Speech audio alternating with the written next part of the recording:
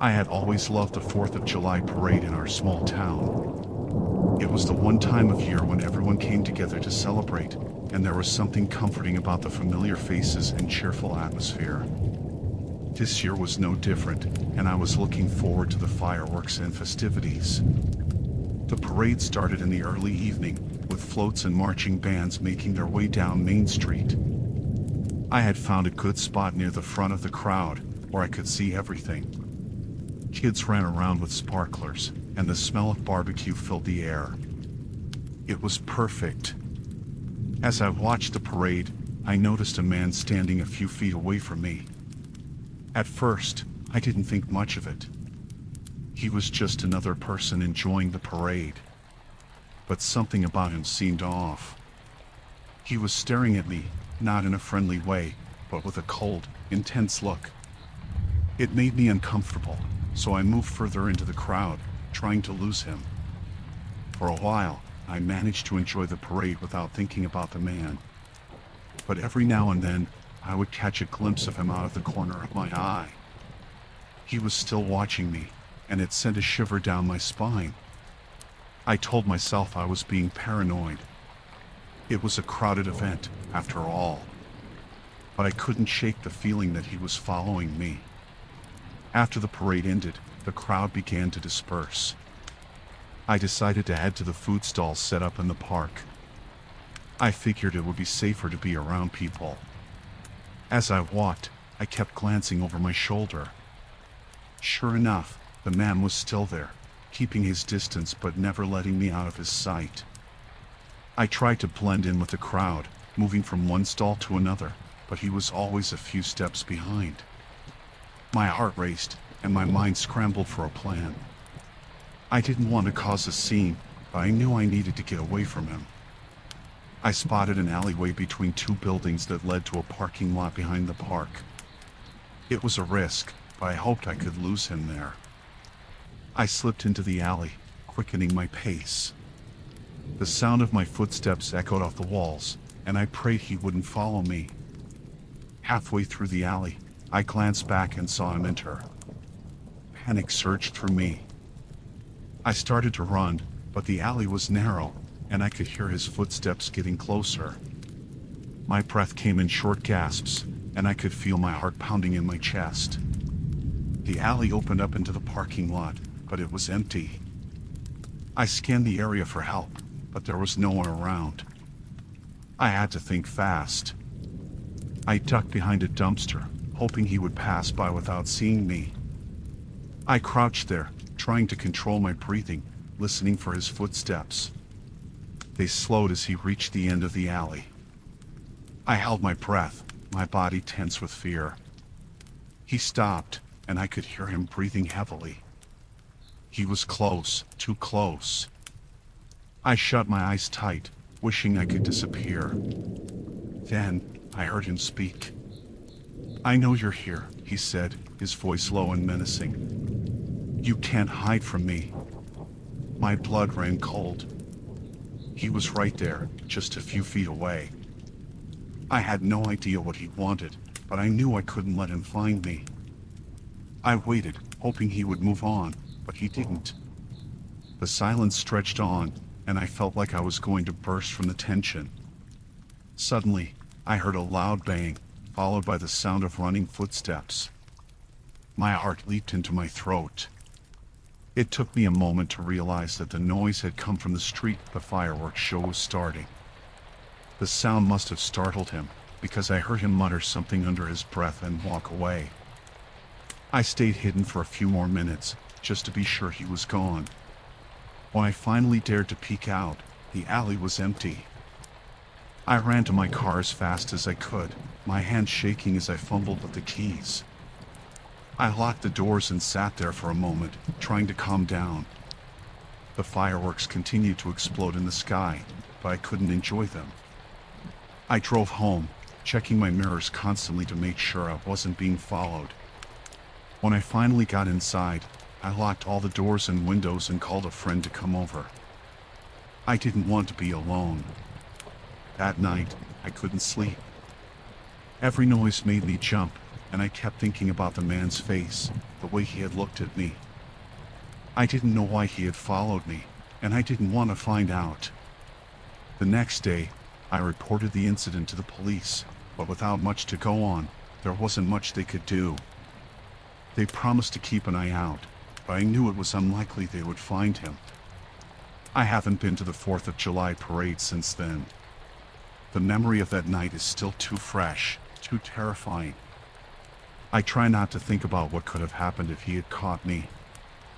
I'm just grateful I got away.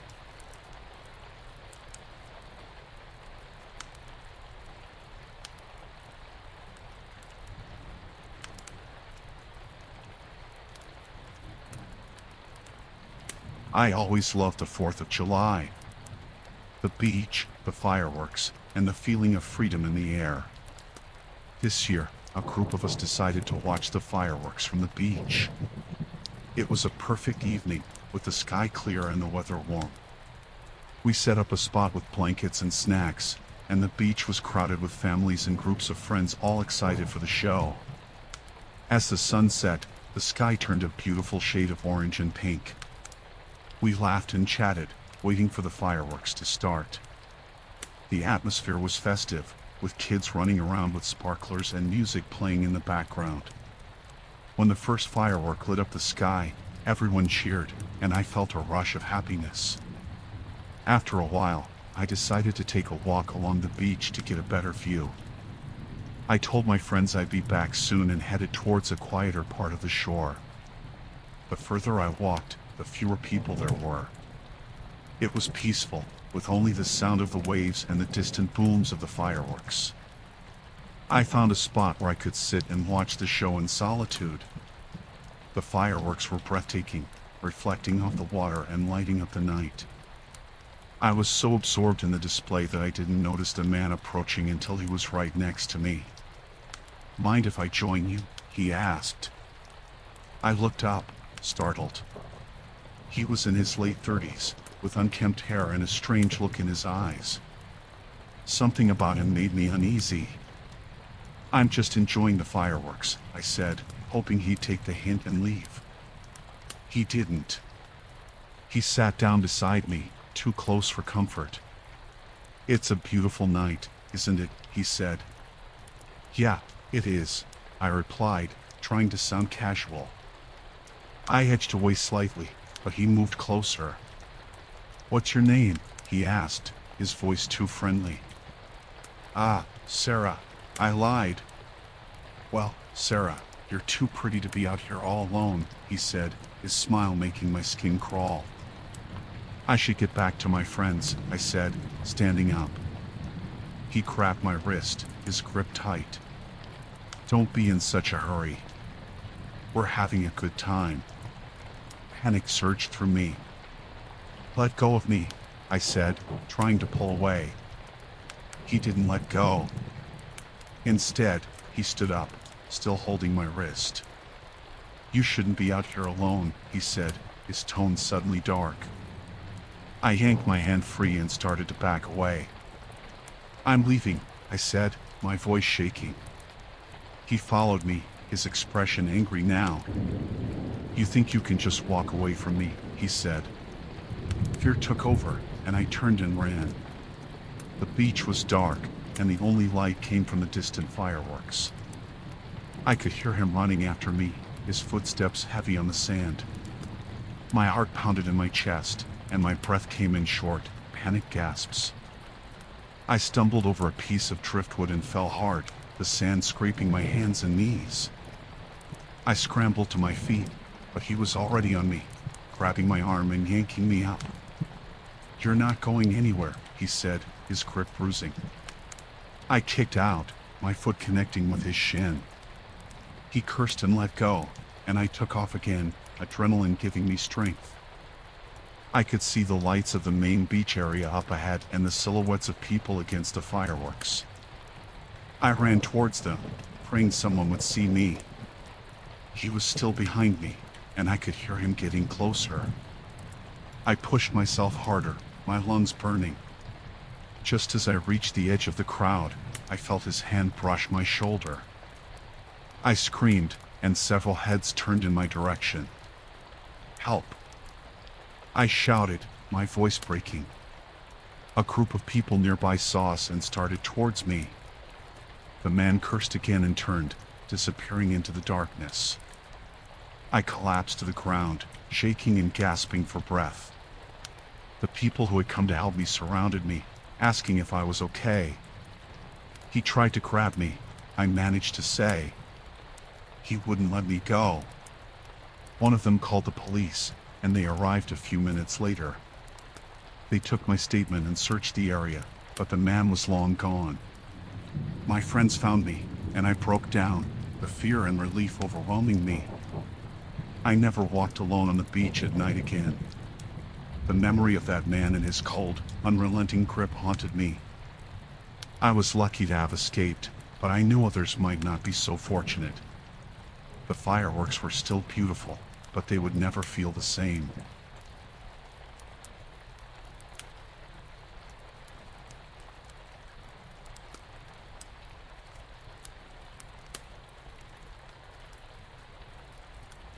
I had just left a 4th of July party at my friend's house.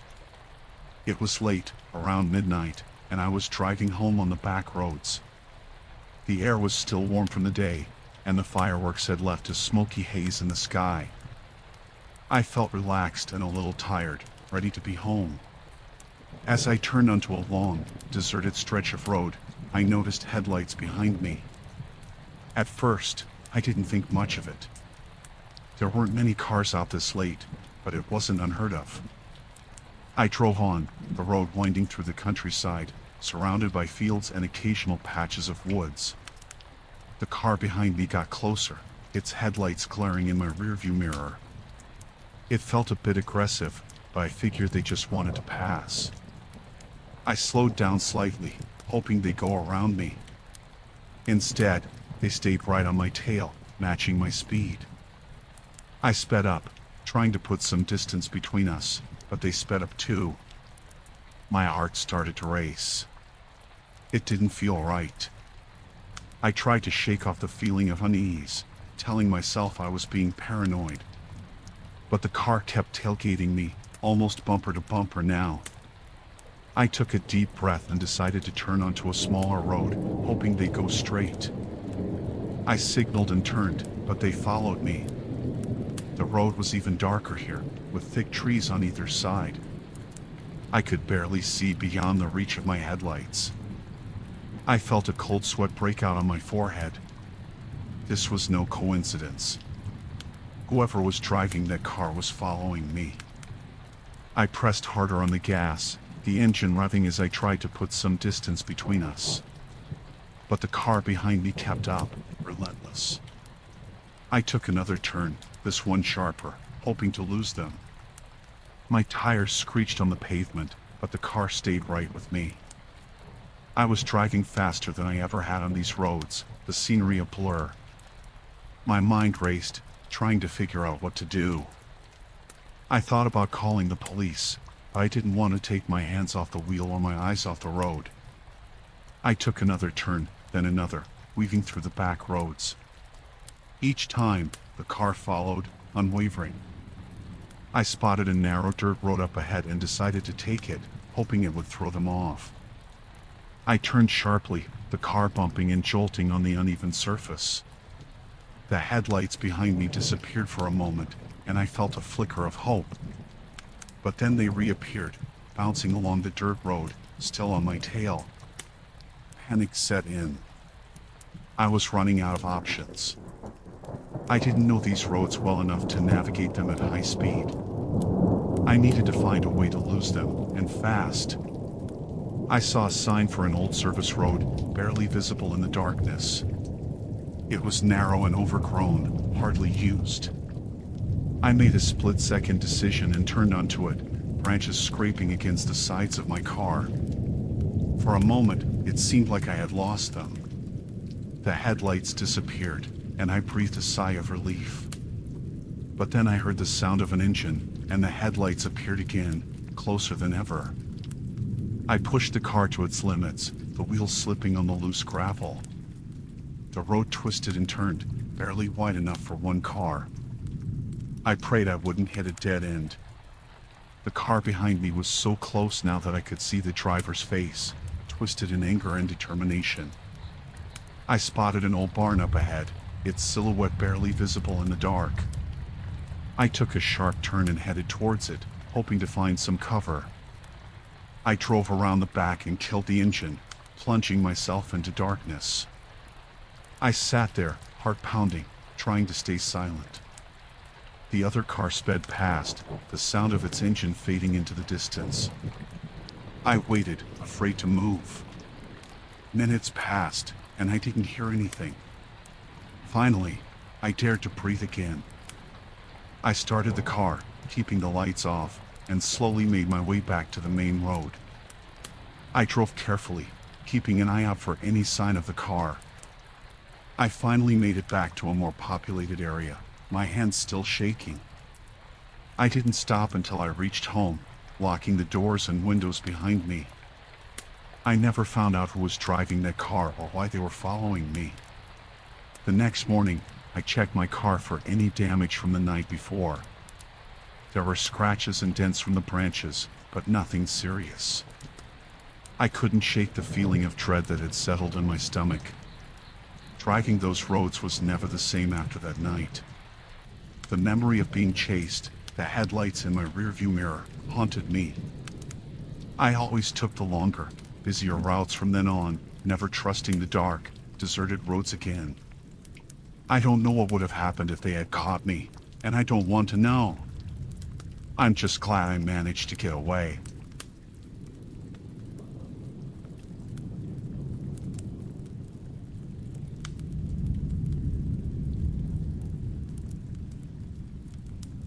The 4th of July barbecue started like any other. We were at the big park near my sister's house. There were kids everywhere, playing on the swings and running through the grass. The smell of hot dogs and burgers filled the air.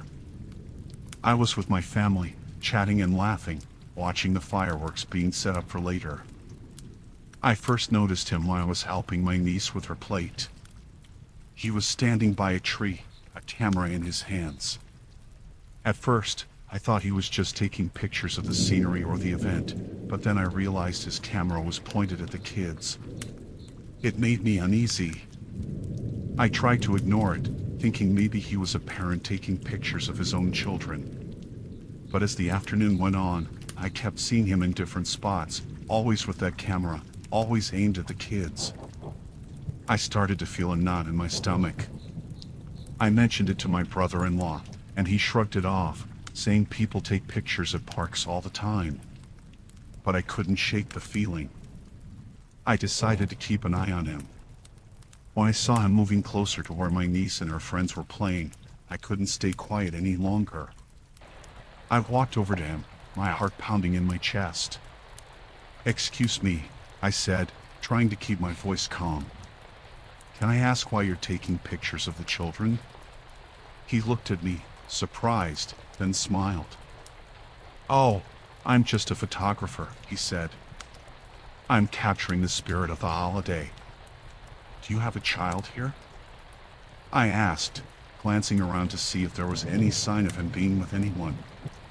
His smile faded, and he shook his head. "No, but it's a public park. I have every right to be here." Something in his tone set off alarm bells. I stepped closer, trying to be firm but not cause a scene. "It's making people uncomfortable. Please stop taking pictures of the kids." He frowned, his expression turning hard. "Who are you to tell me what to do?" I was about to call for my brother-in-law when he suddenly lunged at me, knocking me off balance. I fell to the ground, and he tried to grab my phone from my hand. I screamed, and within seconds, people came running. My brother-in-law and a couple of other men grabbed him, pulling him off me. He struggled, shouting obscenities, his face twisted with rage. Someone called the police, and within minutes, they arrived. They questioned everyone, and the man kept insisting he was just a photographer, that he hadn't done anything wrong. But they checked his camera and found dozens of pictures of the children, close-ups that made everyone's skin crawl. They took him away, and the park was buzzing with tension. The kids were all gathered close to their parents, who were trying to keep calm. I was shaking, my hands trembling as I tried to explain to the officers what had happened. The rest of the day was a blur. The police stayed for a while, taking statements and making sure everyone was okay. My family tried to go back to the barbecue, but the mood had changed. We were all on edge, constantly looking around, making sure the kids were never out of sight. Later that evening, when the fireworks started, I couldn't enjoy them. Every pop and crackle made me jump, and I kept looking over my shoulder, half expecting to see that man's angry face again. We left the park earlier than planned. My sister's house was quiet, the kids tired and subdued. I sat in the living room, replaying the day's events in my head. The what-ifs haunted me. What if I hadn't said anything? What if he had managed to get away?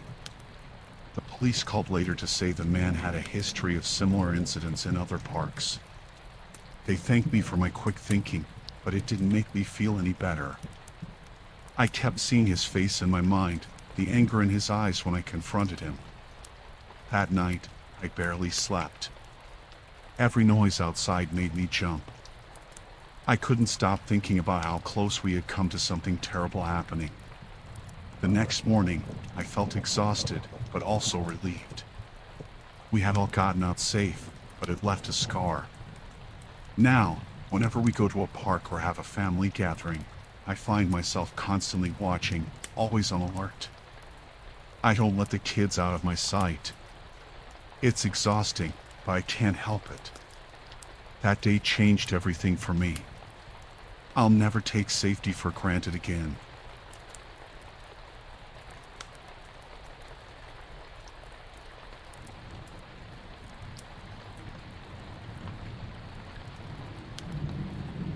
It was the 4th of July, and we decided to watch the fireworks from the national park. The place was perfect, wide open spaces, clear skies, and far from the city lights. We set up camp in the late afternoon, planning to stay overnight.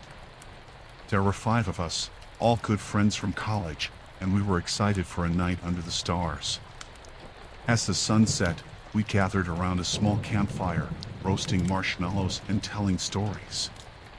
The park was getting crowded, but we had picked a spot far enough from the main area to feel secluded. The fireworks were scheduled to start at 9, and we could see people setting up blankets and chairs in the distance. Around 8, I decided to take a walk. I wanted to find a good vantage point for the fireworks. I told my friends I'd be back soon and headed off into the woods. The trail was well marked, and I figured I wouldn't go far. The trees were dense, and the path was winding, but the evening was cool and the walk was pleasant. After about 20 minutes, I realized I had gone further than I intended. The sounds of the crowd and the campfire had faded away, and I was surrounded by the quiet of the forest. I decided to head back, but as I turned around, I heard voices. They were low and murmuring, coming from somewhere off the trail. Curiosity got the better of me. I stepped off the path, moving quietly towards the voices. I thought maybe I'd run into another group of campers, but as I got closer, I realized something was off. The voices were tense, angry even. I crouched behind a tree and peered through the underbrush. There were 4 men, standing in a small clearing. They looked rough, dressed in dark clothes, and one of them was holding a large duffel bag. I watched as they argued, their words heated and their gestures aggressive. It was then I noticed the guns. Each man had a gun, and they were clearly not just for show. My heart pounded in my chest. I knew I needed to get out of there, but as I turned to leave, I stepped on a twig. The snap echoed through the trees, and the men went silent. I froze, praying they hadn't heard it, but then one of them shouted, "Who's there?" I bolted.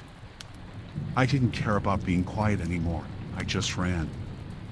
I could hear them behind me, crashing through the forest, yelling at each other to catch me. Panic surged through me.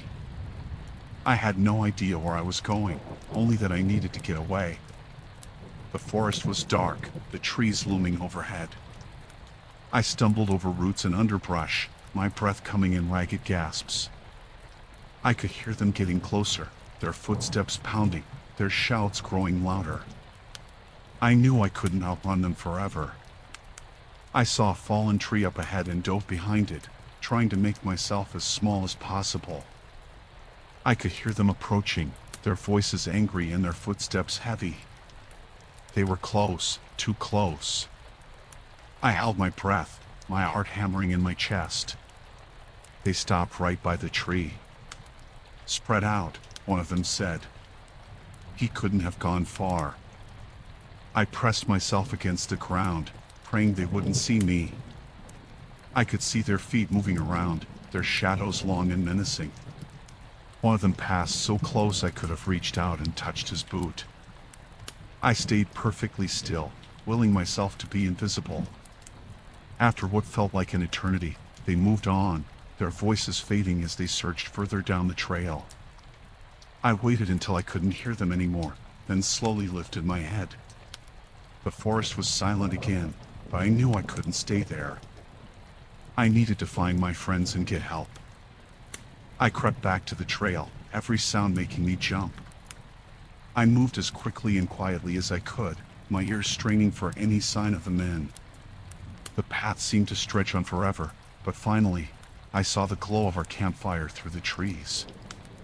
I stumbled into the clearing, gasping for breath.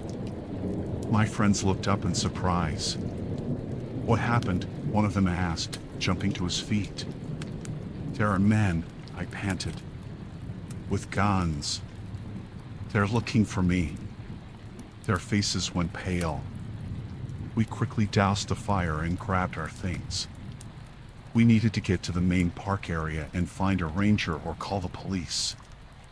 We moved quickly but quietly, sticking to the shadows. We made it to the main area without incident, and I felt a wave of relief as I saw other campers and families gathered for the fireworks.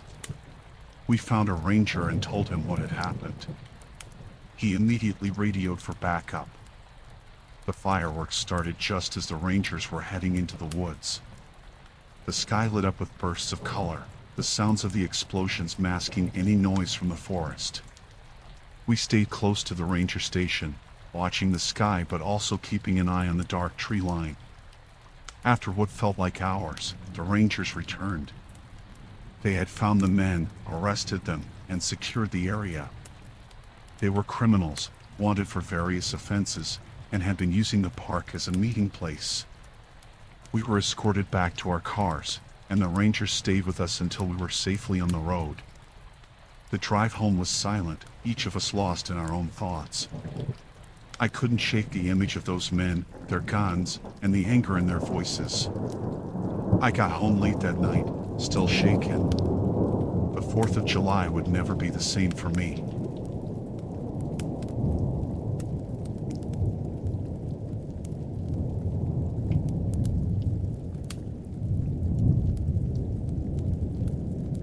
It was the 4th of July, and the city was alive with excitement.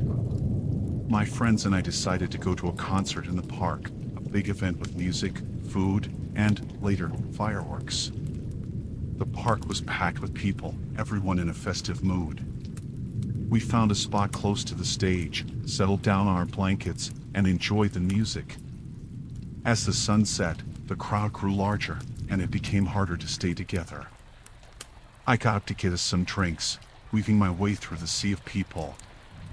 The lines were long, and by the time I got our drinks, the sky was dark.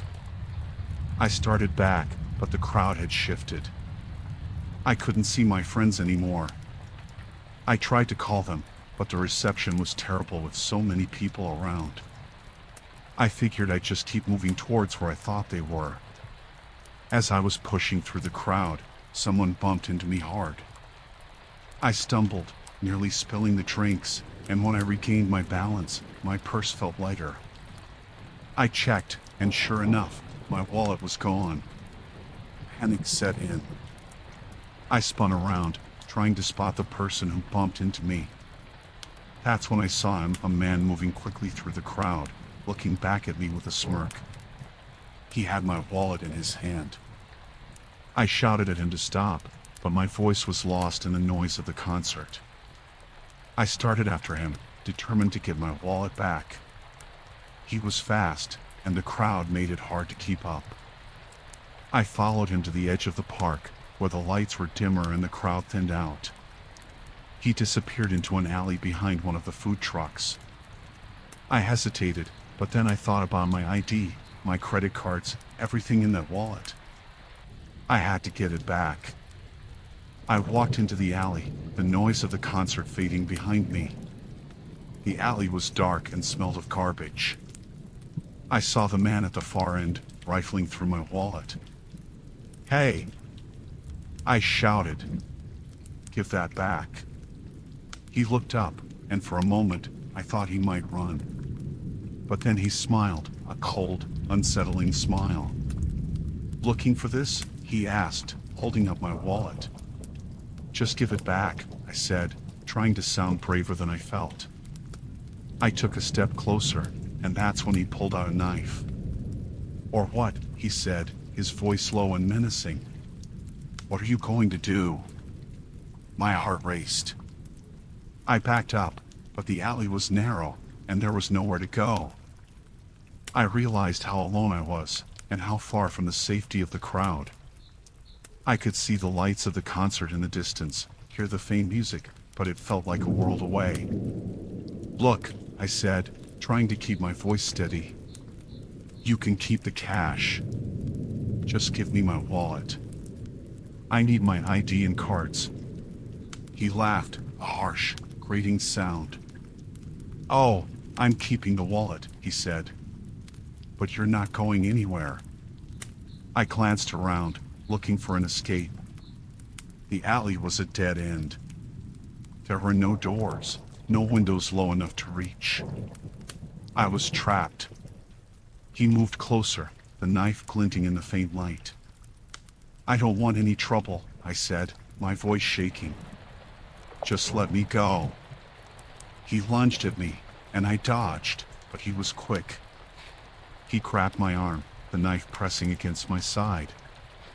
I could feel the cold metal through my shirt. "Scream and it'll be worse," he hissed. I nodded, too scared to speak. He pushed me against the wall, the knife still at my side. "Empty your pockets," he ordered. I didn't have much, just my phone and some loose change. I handed them over, hoping he'd take them and leave. But he didn't. He seemed to enjoy the fear in my eyes, the power he had over me. "Please," I whispered. "Just take it and go." He shook his head, his smile growing wider. "Not yet," he said. "We're just getting started." I closed my eyes, bracing for what might come next. But then I heard footsteps, quick and heavy, coming down the alley. The man turned, and I saw a group of people rushing towards us. My friends. "Hey," one of them shouted. "Get away from her." The man hesitated, then turned and ran. My friends chased after him, but he was fast and knew the alleys better. They came back, out of breath, but he was gone. "Are you okay?" one of them asked, grabbing my shoulders. I nodded, tears streaming down my face. I was shaking, but I was okay. They led me back to the park, where we found a security guard and told him what happened. He called the police, and we gave our statements, but I knew they probably wouldn't catch the guy. He was long gone. We went back to our spot near the stage, but the mood was ruined. The fireworks started, lighting up the sky in bursts of color, but I couldn't enjoy them.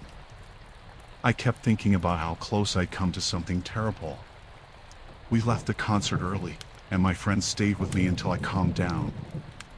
I got a new wallet, new cards, but I couldn't shake the feeling of being watched, of someone just waiting for the right moment to strike. I still go to concerts, but I never go alone.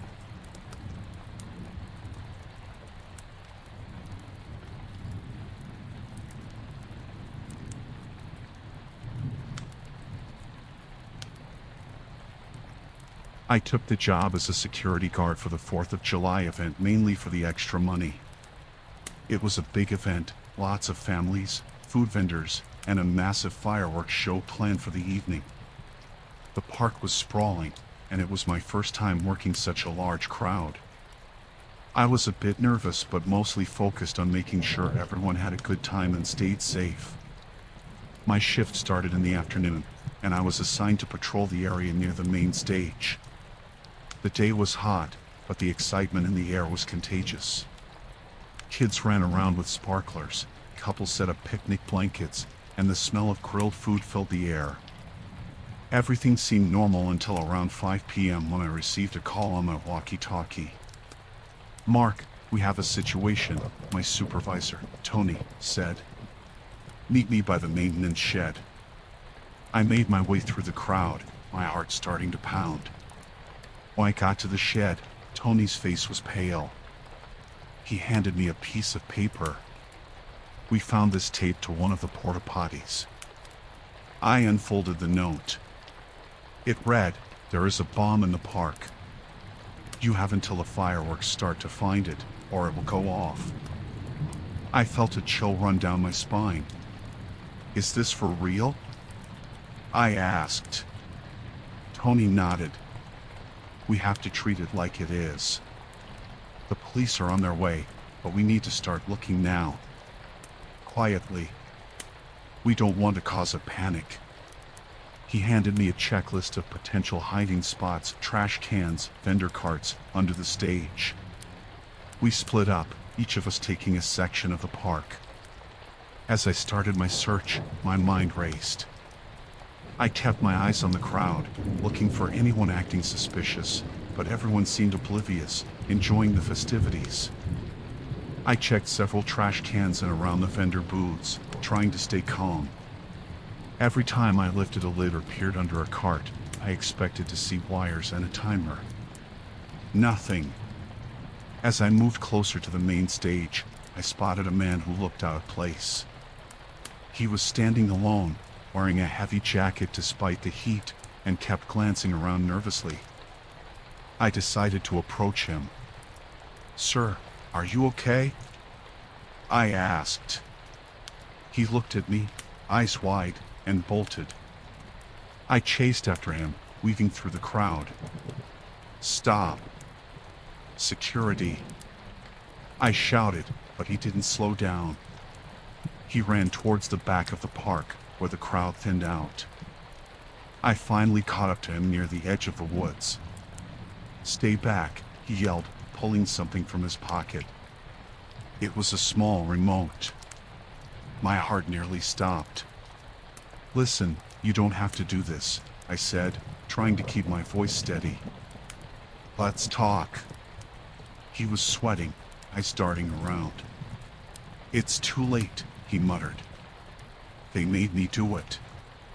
"Who?" "We can help you," I said, taking a cautious step forward. He looked at me, then at the remote, his thumb hovering over the button. Suddenly, I heard sirens and saw flashing lights as police cars pulled up. The man panicked and pressed the button. I braced for an explosion, but nothing happened. The police tackled him to the ground, wrestling the remote from his hand. One of the officers, a bomb squad member, quickly took the remote and examined it. "It's a dummy," he said. "No signal. We still need to find the real device." The man was taken away, screaming that it wasn't over. My heart was racing, but I had to keep searching. The fireworks were set to start in less than an hour.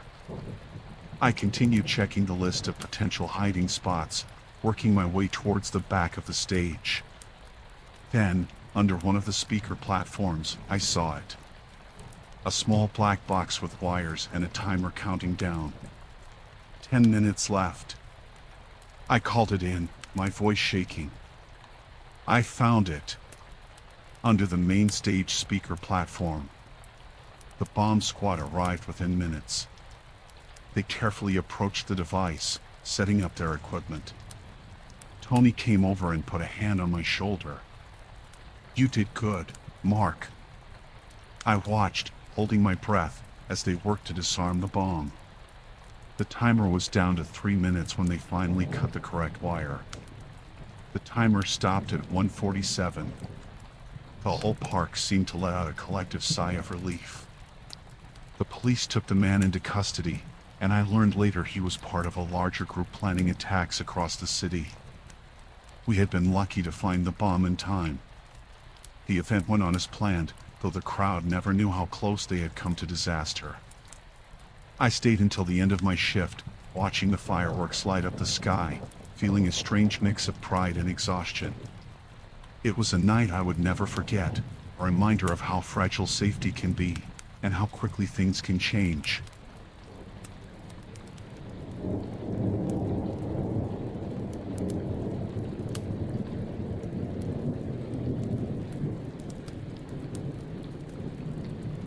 I was house sitting for my friends, the Thompsons, during the 4th of July. They had gone on a week-long vacation and asked me to look after their place. It was a nice suburban home, a bit isolated but cozy. They even left their dog, Max, with me for company. The house was in a quiet neighborhood, and I thought it would be a peaceful gig. The day started out well. I took Max for a walk, watered the plants, and spent the afternoon reading a book on the porch. As evening approached, I prepared some snacks and settled in to watch the fireworks from the backyard. The Thompsons' house had a perfect view of the sky, and I was looking forward to a relaxing night. Around 8 p.m., I started hearing the distant booms of fireworks. The sky lit up with colorful explosions, and I was lost in the beauty of it all. Max was lying next to me, unfazed by the noise. Suddenly, I heard a different kind of sound, a faint rustling from the front of the house. I brushed it off as a stray cat or maybe the wind. A few minutes later, the sound came again, louder this time. Max perked up and let out a low growl. I felt a shiver run down my spine. I decided to check it out, thinking maybe someone was playing a prank. I walked to the front of the house and peered through the peephole. At first, I saw nothing, but then I noticed a shadow moving near the garage. I turned on the porch light and opened the door a crack. "Hello? Is anyone there?" I called out, trying to sound brave. There was no response, just the sound of fireworks in the distance. I closed the door and locked it, feeling uneasy. Max was still growling softly, his eyes fixed on the front door. I went back to the living room and picked up my phone to call the Thompsons. Just as I dialed their number, I heard a loud bang from the back of the house. I jumped, dropping my phone. Max started barking furiously. I ran to the kitchen, where the noise had come from, and saw that the back door was slightly open. I knew I had locked it earlier. My heart was pounding. I grabbed a kitchen knife and slowly approached the door. I pushed it open and looked outside. The backyard was empty, but I could see the gate swinging slightly, as if someone had just passed through. I closed and locked the door, my hands shaking. I picked up my phone again and dialed 911. The operator assured me that they would send someone, but due to the holiday, there was a delay. I felt a wave of panic wash over me. I locked all the doors and windows and turned off the lights, hoping to make it look like no one was home. I took Max and hid in the upstairs bedroom, the knife still in my hand. I could hear my own breathing, loud and ragged, and Max's low growls. I tried to stay calm, listening for any sounds. Minutes felt like hours. Then, I heard footsteps on the stairs. Slow, deliberate steps. I held my breath, praying they wouldn't find us. The footsteps stopped outside the bedroom door. There was a long silence, and then a soft knock. I could barely breathe. Max's growling grew louder. The doorknob turned slowly, but the door was locked. The person on the other side jiggled it for a moment before giving up. I heard the footsteps retreating down the hall. I let out a shaky breath, tears streaming down my face. After what felt like an eternity, I heard sirens in the distance. Relief flooded through me as the sound grew closer. The police arrived and searched the house, but the intruder was gone. They found signs of forced entry at the back door, but no other clues. The officers stayed with me until the Thompsons' neighbors came over to keep me company. I was still shaken, but grateful to be safe. The police promised to keep an eye on the area and urged me to stay somewhere else for the night. I called my sister, and she picked me up. I couldn't stop thinking about how close I had come to a real danger. The fireworks still echoed in the distance, but they no longer felt beautiful. Instead, they reminded me of the fear and uncertainty of that night. I never house sat for the Thompsons again. The experience left me too scared to be alone in someone else's home.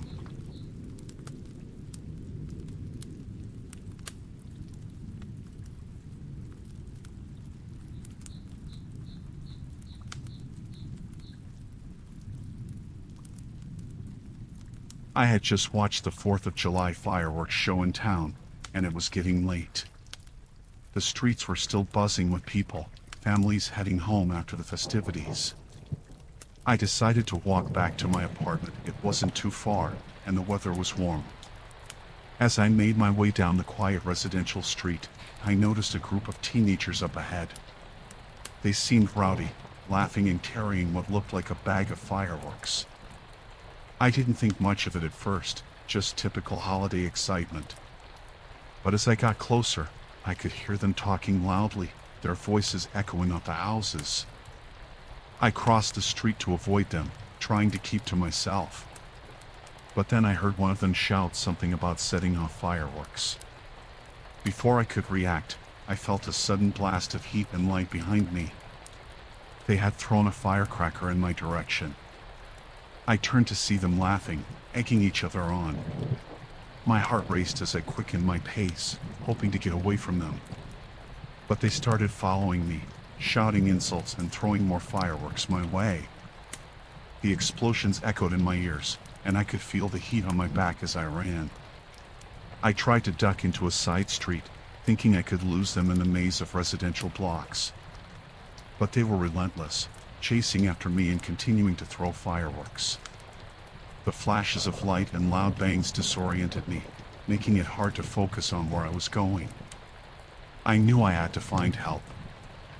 I spotted a small convenience store up ahead and sprinted towards it.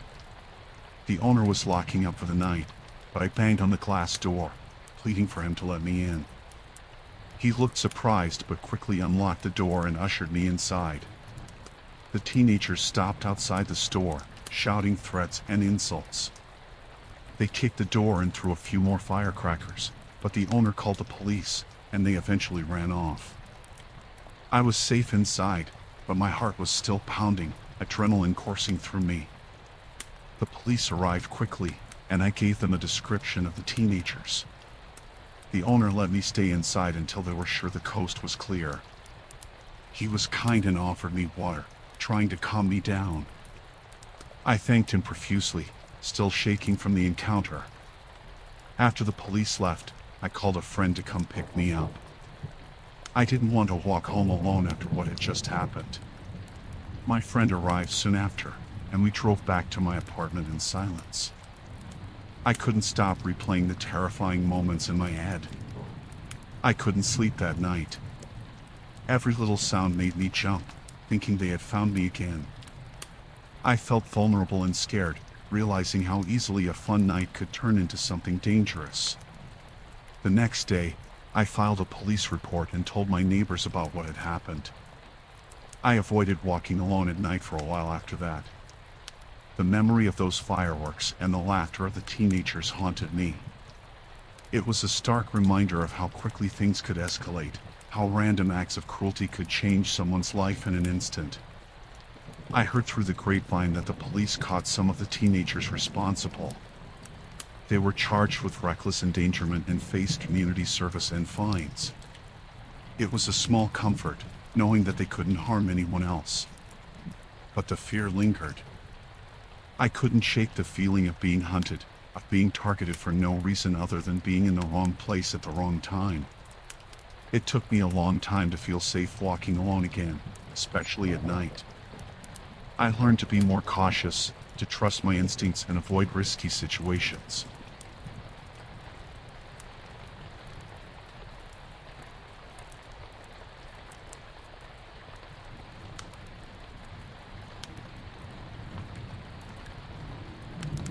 It was the 4th of July, and the neighborhood was buzzing with excitement. The sun was setting, casting a warm glow over the block party. People gathered on front lawns, music played from speakers, and the smell of barbecue filled the air. I was having a great time with friends, laughing and enjoying the festive atmosphere.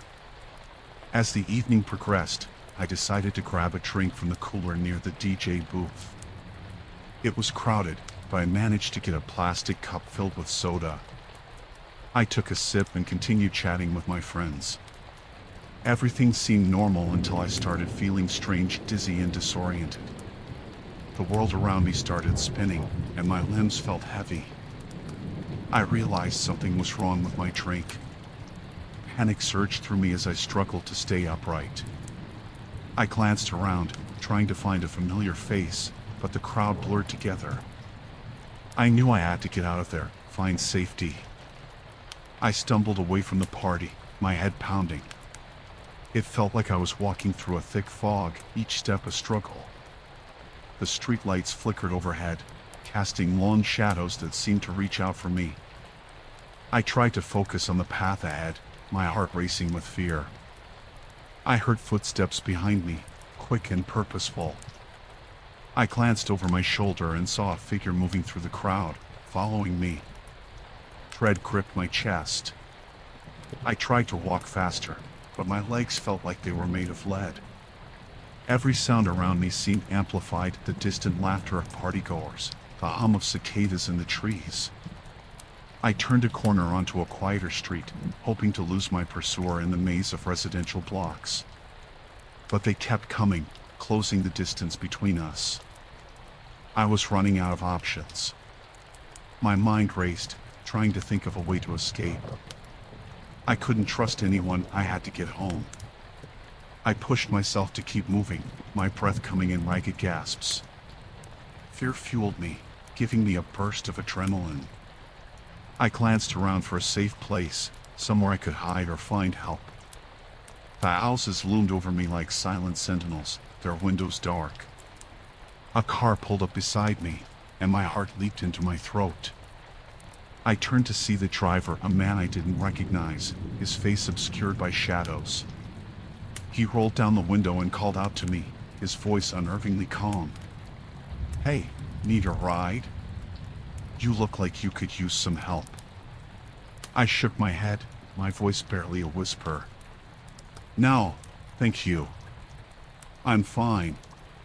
He persisted, leaning closer. "Come on, it's late. I'll take you wherever you need to go." Panic surged through me. I backed away, shaking my head again. "No, I'm okay. I just need to get home." He frowned, his tone turning more insistent. "Are you sure? I'm just trying to help." I turned and ran, adrenaline coursing through me. I didn't look back, afraid of what I might see. I sprinted down the street, my chest burning with exertion. My mind raced with worst-case scenarios. What if he followed me? What if he caught up? I finally reached my street and turned into my driveway, fumbling with my keys. I glanced over my shoulder, expecting to see the man from the car. But the street was empty, silent except for the distant sounds of the block party. I stumbled inside, locking the door behind me. Tears welled up in my eyes as I collapsed against the wall. I felt violated, terrified by the close call. I couldn't believe someone had targeted me, taken advantage of the festive atmosphere to harm me. I called a friend, sobbing as I told them what had happened. They rushed over, comforting me and staying with me until I felt safe again. We talked about what to do next, whether to call the police, how to protect myself in the future. I filed a report with the police the next day, describing the man and what had happened. They took it seriously, promising to increase patrols in the area during events. I was relieved to know they were taking action, but the fear lingered. I couldn't shake the feeling of vulnerability, the knowledge that someone had tried to harm me. It changed how I saw the world, how I trusted others. I became hyper-aware of my surroundings, always on guard, especially at public events. I never went back to that block party. The thought of returning filled me with dread. Instead, I focused on healing, on reclaiming my sense of safety. It took time, support from friends and therapy, but eventually, I started to feel like myself again. The experience taught me to trust my instincts, to prioritize my safety above all else.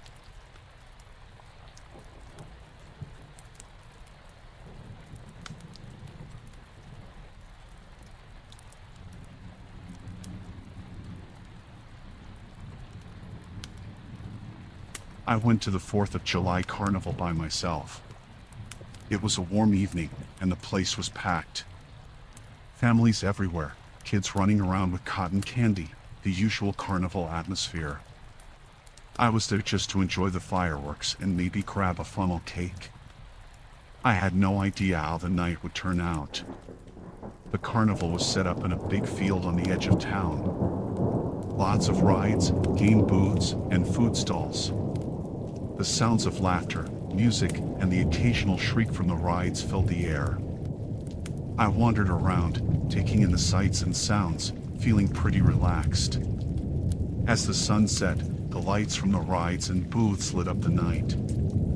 I was standing near the Ferris wheel, watching it turn, when I noticed a little girl standing alone. She looked lost, scanning the crowd with wide eyes. I walked over to her, thinking I could help. "Hey, are you okay?" I asked. She looked up at me, tears welling up in her eyes. "I can't find my mom," she said, her voice trembling. "Don't worry, we'll find her," I said, trying to reassure her. I was about to take her to the nearest security tent when a man approached us. "There you are," he said, smiling at the girl. "I've been looking for you everywhere." He looked at me. "Thanks for finding my daughter." Something about the way he said it felt off. The girl didn't seem relieved to see him. In fact, she looked more scared. But before I could say anything, he grabbed her hand and started walking away. I stood there for a moment, confused. Then I heard the girl say, "You're not my daddy." Her voice was so quiet, but I heard it. My heart skipped a beat. I started following them, trying to be discreet. They moved quickly through the crowd, heading towards the parking lot. I kept my distance, but I didn't let them out of my sight. In the parking lot, the man led the girl to a dark van. He opened the side door and started to push her inside. That's when I knew for sure something was very wrong. I took out my phone and called 911, whispering the details to the operator as I continued to follow them. The man looked around nervously, then shoved the girl into the van and got in the driver's seat. The van started moving, and I ran to my car, which wasn't far. I started the engine and followed the van, keeping a safe distance. The operator was still on the line, asking for updates. I gave them the van's description and my location. They told me to keep following but to stay safe. My heart was pounding, adrenaline surging through me. The van drove out of town, heading towards the outskirts. The road got darker and more deserted. I stayed a few cars behind, making sure not to lose them. The operator told me police were on their way, but it felt like they couldn't come fast enough. The van eventually turned onto a dirt road leading into the woods. I followed, my headlights off to avoid detection. After a few minutes, the van stopped in front of an old, abandoned cabin. The man got out and dragged the girl inside. I parked a little way back and crept towards the cabin, staying low. I could hear the girl crying inside. I wanted to rush in and save her, but I knew I had to be smart about it. I texted the operator my exact location, hoping the police would get there soon. I peeked through a window and saw the man tying the girl to a chair. She was crying, and he was talking to her in a low, threatening voice. I couldn't make out what he was saying, but it sent chills down my spine. I looked around and found a heavy stick on the ground. I picked it up, gripping it tightly. I knew I had to do something. I couldn't wait any longer. I took a deep breath, then quietly moved to the front door. I kicked the door open with all my strength and charged inside. The man turned around, surprise and anger on his face. I swung the stick at him, hitting him in the arm. He stumbled back, but quickly recovered and lunged at me. We struggled, the girl screaming behind us. The man was strong, and I felt myself getting tired. But I knew I had to keep fighting. I managed to hit him in the head, and he fell to the ground, dazed. I rushed over to the girl and started untying her. She was shaking, tears streaming down her face. "It's okay, you're safe now," I said, trying to calm her down. Just then, I heard sirens approaching. The man on the floor started to stir, but I kicked the stick away from him and stood protectively in front of the girl. The police burst in a moment later, guns drawn. They quickly subdued the man and took him into custody. I gave them a full account of what happened, my hands still shaking from the adrenaline. The girl's mother arrived shortly after, and they were reunited. The relief on her face was overwhelming. That night, I couldn't sleep. Every time I closed my eyes, I saw the girl's terrified face and the man's cold eyes. It was a night I would never forget. The police praised me for my bravery, but I didn't feel brave. I just did what I had to do.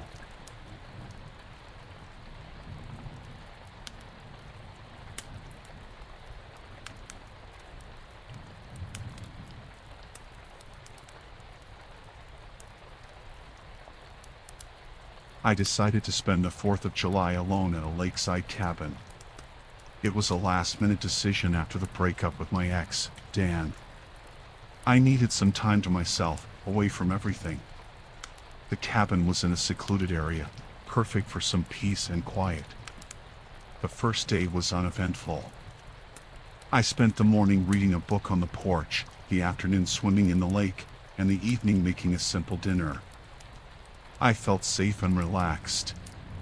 The nearest neighbor was a mile away, and I hadn't seen a single car pass by since I arrived. On the second night, I was sitting on the porch, watching the stars. It was so quiet, the only sounds were crickets and the occasional splash of a fish jumping in the lake. I was about to go inside when I heard a rustling noise from the woods behind the cabin. I froze, straining my ears. The sound stopped.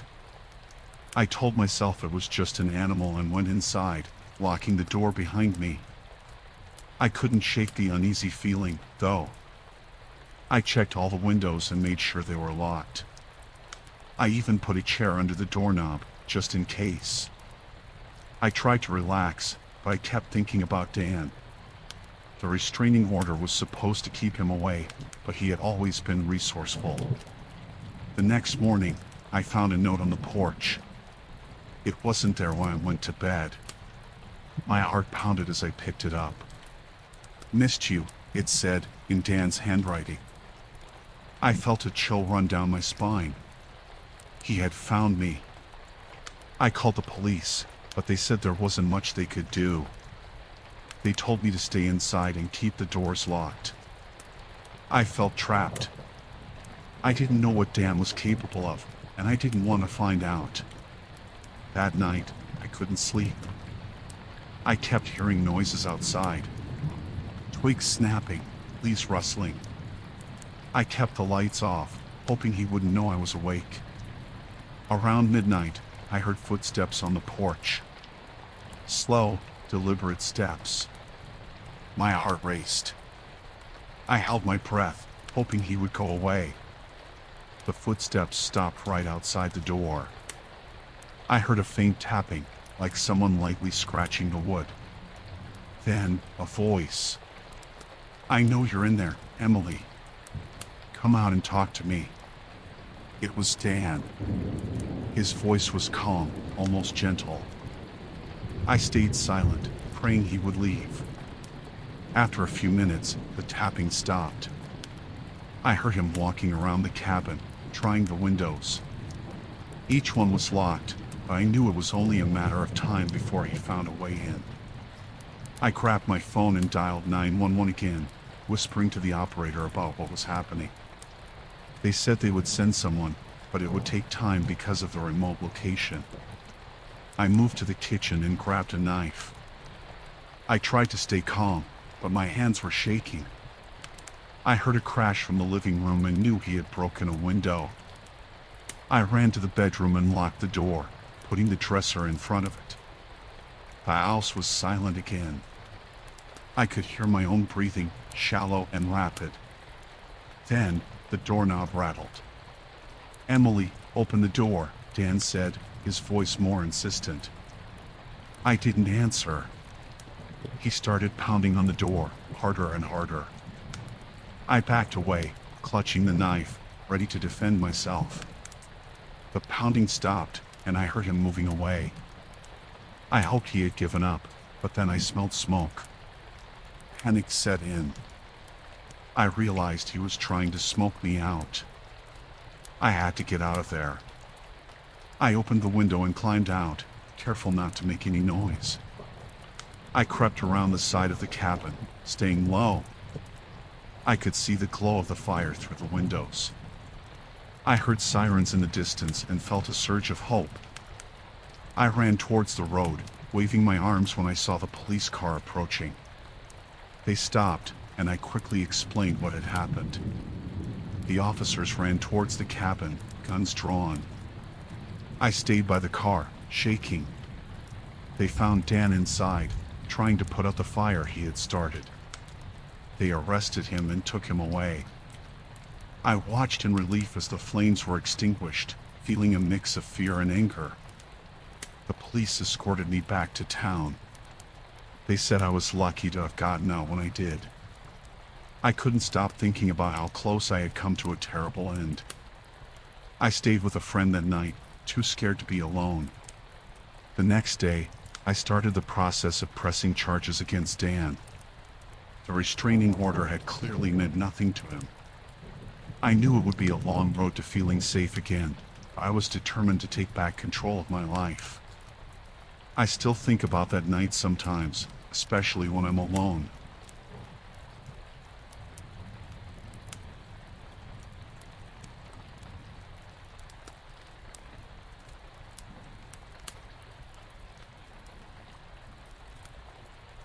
I was at a 4th of July boat party with some friends. We were on a big yacht, about 20 of us in total. The night was clear, and fireworks lit up the sky. It was supposed to be a fun night, celebrating and enjoying the water. I had no idea how wrong it would go. We had just finished dinner, and most people were either dancing or chatting in small groups. I stepped out on the deck to get some fresh air. I liked the feeling of the cool breeze and the sound of the water. Everything seemed normal until I noticed a smaller boat approaching us. At first, I didn't think much of it. Maybe they were just curious or looking to join the party.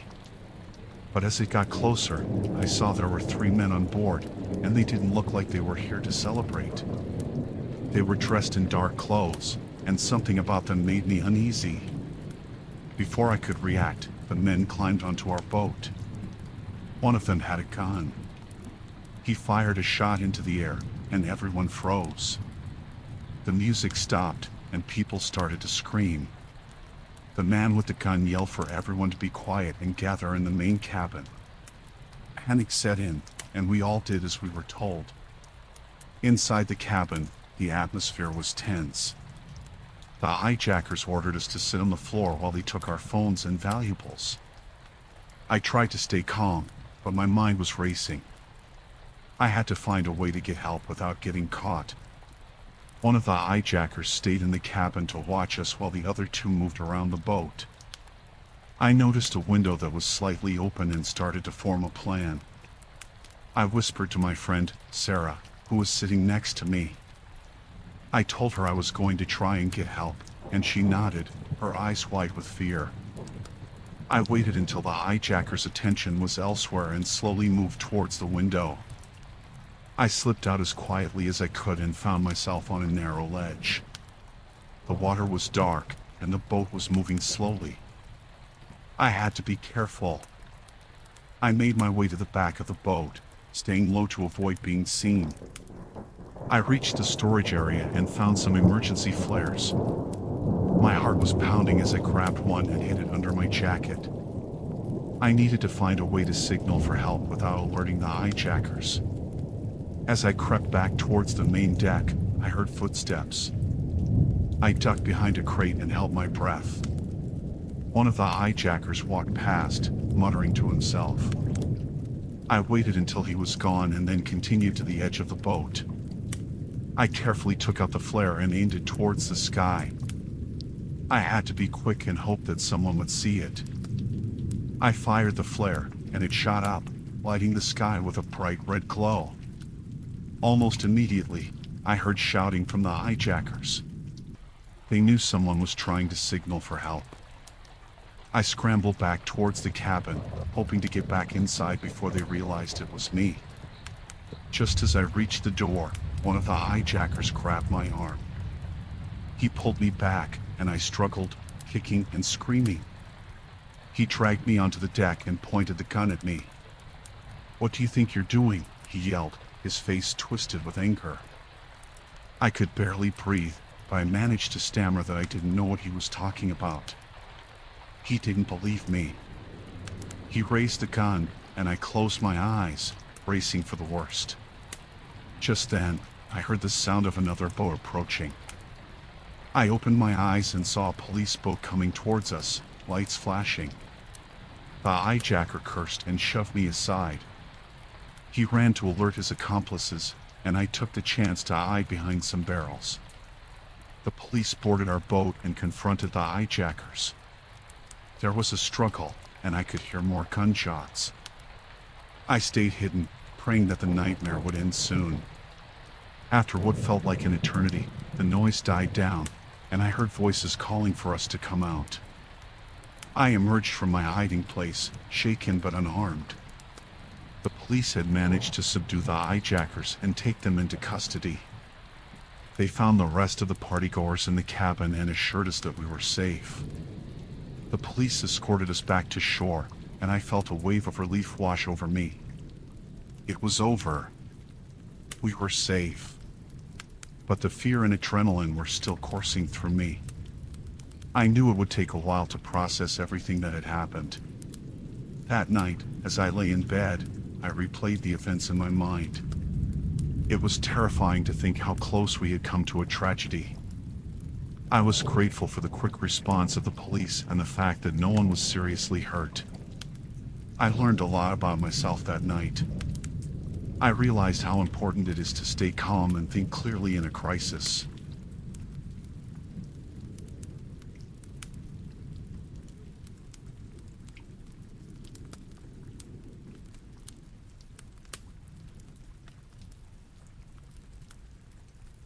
It was the 4th of July, and I was working the late shift at the convenience store. Most people were out celebrating, so it was quiet, just the occasional customer grabbing snacks or beer. I was behind the counter, scrolling through my phone, when I noticed a man walk in. He had a hoodie pulled up despite the warm night, and he was looking around too much. My gut told me something was off. He came to the counter with a six-pack, and I scanned it, trying to stay calm. He reached into his pocket, and my heart sank when he pulled out a gun. He pointed it at me and told me to give him all the money in the register. My hands were shaking as I opened the drawer. "Stay calm," I told myself. I gathered the bills and handed them over. He kept the gun aimed at me, I starting to the door. I thought about the store's panic button under the counter, but it was risky. He was too close, and I didn't want to make any sudden moves. He ordered me to get on the floor, and I did. My mind was racing, trying to think of a way out. He moved behind the counter, probably to check if there was more money hidden. I realized this might be my chance. I glanced around and saw the back door to the storage room. It led outside to the alley. As quietly as I could, I started crawling towards the door. I kept my eyes on him, praying he wouldn't notice. He was busy stuffing the money into a bag. When I reached the door, I slowly turned the knob, wincing at the slightest creak.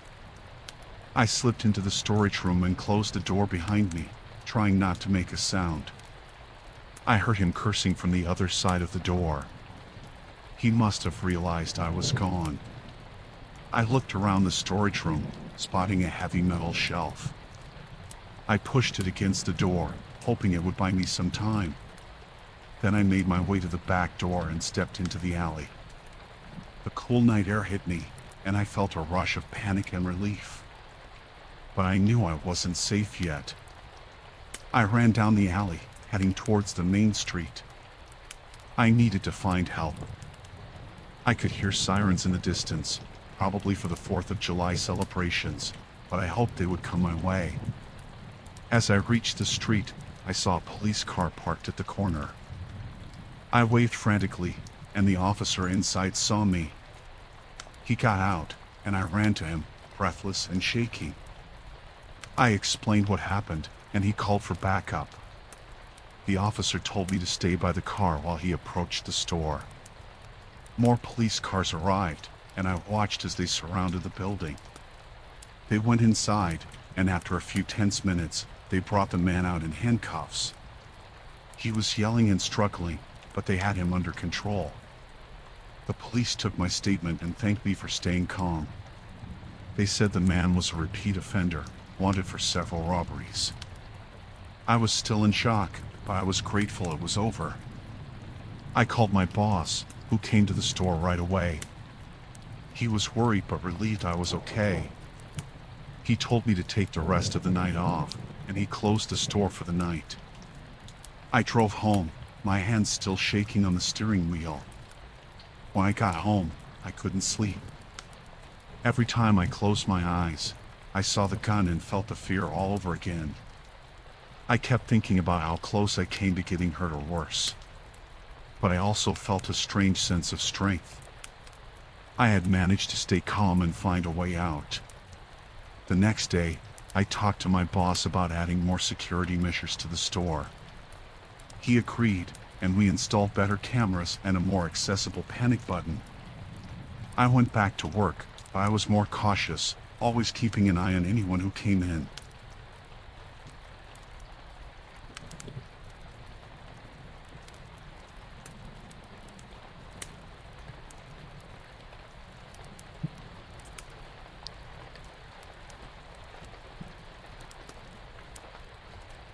Volunteering at the 4th of July charity event was supposed to be fun. I had signed up to help set up and run one of the game booths. The event was in the local park, and the atmosphere was lively with families and children running around, enjoying the festivities. I arrived early in the morning to help set up. The other volunteers were friendly, and everything seemed to be going smoothly. One volunteer, in particular, stood out. His name was Mark, and he seemed overly eager to help with everything. At first, I appreciated his enthusiasm, but something about him felt off. He kept asking a lot of questions about the event schedule and security. By midday, the event was in full swing. My booth was busy, and I was having a great time interacting with the kids. Mark was assigned to a booth nearby, and I could see him constantly looking around, almost nervously. I tried to brush it off, thinking maybe he was just anxious about the event. As the day went on, I noticed Mark talking to a few other volunteers in hushed tones. I couldn't hear what they were saying, but their body language seemed tense. During my lunch break, I decided to sit a bit away from the crowd to get some peace. That's when I overheard Mark on his phone, speaking in a low voice. "Everything's in place," he said. "We'll move when it gets dark, just after the fireworks." My heart skipped a beat. I wasn't sure what he was talking about, but it didn't sound right. I felt a chill run down my spine. I decided to keep an eye on him for the rest of the day. As the evening approached, the park filled with even more people. The fireworks were the main attraction, and everyone was excited. Mark seemed to disappear for a while, which made me even more uneasy. I couldn't shake the feeling that something bad was going to happen. Around dusk, I saw Mark again, this time talking to a group of men I hadn't seen before. They were all wearing volunteer badges, but I didn't recognize them from the morning. They were standing near the stage where the fireworks would be set off. I needed to find a way to warn someone without drawing attention to myself. I found the event coordinator, Mrs. Thompson, and pulled her aside. I told her about my concerns, trying to stay calm. She listened but seemed skeptical. "Are you sure?" she asked. "Mark has been volunteering with us for years." I insisted, explaining what I overheard. She finally agreed to discreetly inform the security team. I went back to my booth, trying to act normal, but my nerves were on edge. The fireworks were set to start in a few minutes, and the crowd was getting restless. Just as the first firework exploded in the sky, I saw Mark and his group making their way towards the stage. My heart was pounding. I watched as the security team moved in, surrounding them. There was a brief struggle, and I saw one of the men pull out a small device from his pocket. My blood ran cold. The security team managed to tackle the man to the ground and confiscated the device. They quickly escorted Mark and his group away from the area. I was shaking, trying to process what had just happened. The fireworks continued, and the crowd was oblivious to the danger they had just been in. After the event, Mrs. Thompson found me and thanked me for speaking up. She told me that the device the man had was some kind of makeshift explosive. Mark and his accomplices were planning to cause chaos during the fireworks show. My quick thinking had prevented a potential disaster. I went home that night, still in shock. I couldn't believe how close we had come to a tragedy. The experience left me shaken, but also grateful that I trusted my instincts and took action. Volunteering at the 4th of July event would never be the same for me again.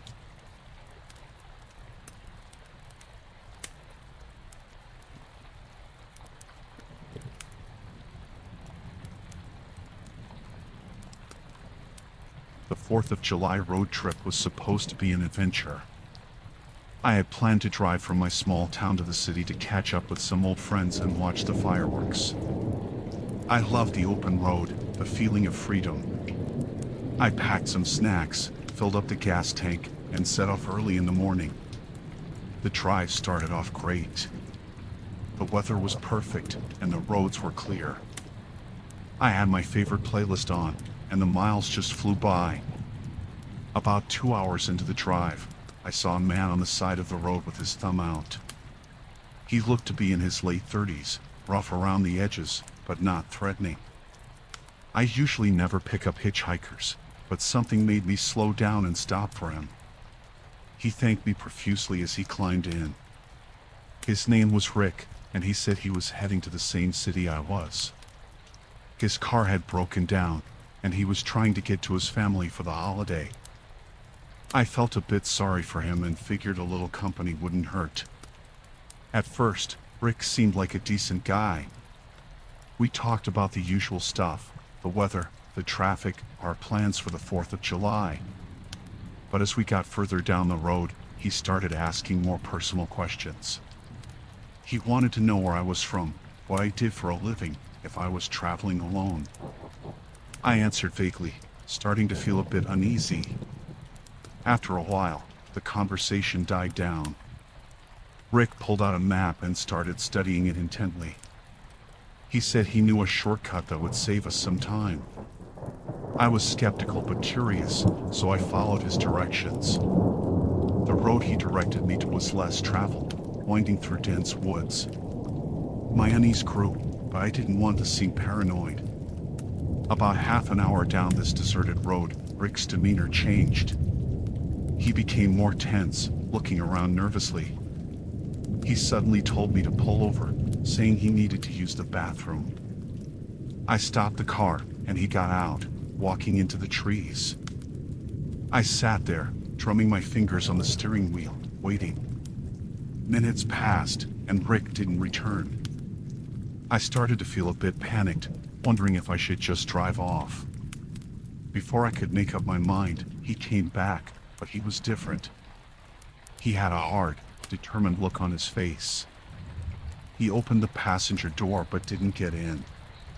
"Get out of the car," he ordered, his voice cold and commanding. I was stunned and asked him why. He pulled out a knife from his pocket and repeated, "Get out of the car." Now! My heart raced.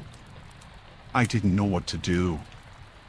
I thought about trying to drive away, but he was too close. I slowly opened my door and got out, keeping my hands where he could see them. He moved around to the driver's side, keeping the knife pointed at me. "Give me your keys," he said. I hesitated, thinking about the best way to get out of this. I handed him the keys, trying to stay calm. He grabbed them and shoved me away. I stumbled back, and he got into the car. As he started the engine, I realized this was my chance. I turned and ran into the woods, my heart pounding in my chest. I heard the car revving and then speeding off down the road. I kept running, not sure where I was going, just needing to get away. After what felt like an eternity, I stopped to catch my breath. I was deep in the woods, with no idea how far I'd gone. I tried to get my bearings, but everything looked the same. I had no phone, no map, nothing. I felt completely lost and terrified. I wandered for hours, trying to find a way back to the road. The sun was starting to set, and I knew I needed to find shelter soon. I finally stumbled upon an old, abandoned cabin. It looked like it hadn't been used in years, but it was better than nothing. I went inside and locked the door behind me. The place was dusty and smelled musty, but it was shelter. I found a corner to sit in and tried to calm down. My mind raced with thoughts of what could have happened if I hadn't run. I felt grateful to be alive, but I was still scared. Night fell, and the sounds of the forest grew louder. I heard every rustle, every snap of a twig. I couldn't sleep, too on edge to relax. I kept thinking about Rick, wondering if he might come back for me. The hours dragged on, and I felt more and more hopeless. Just when I thought I couldn't take it anymore, I heard a noise outside. It sounded like a car. I crept to the window and peeked out, my heart in my throat. To my immense relief, I saw the flashing lights of a police car. I ran outside, waving my arms and shouting. The officers saw me and stopped. I told them everything that happened, and they took me back to their car. They had been searching for Rick after someone reported seeing a suspicious man on the road. They assured me they would find him. I was taken to the nearest police station, where I made a full statement. The officers were kind and understanding, and they promised to do everything they could to catch Rick. They gave me a ride back to the city, where I was finally able to relax and contact my friends.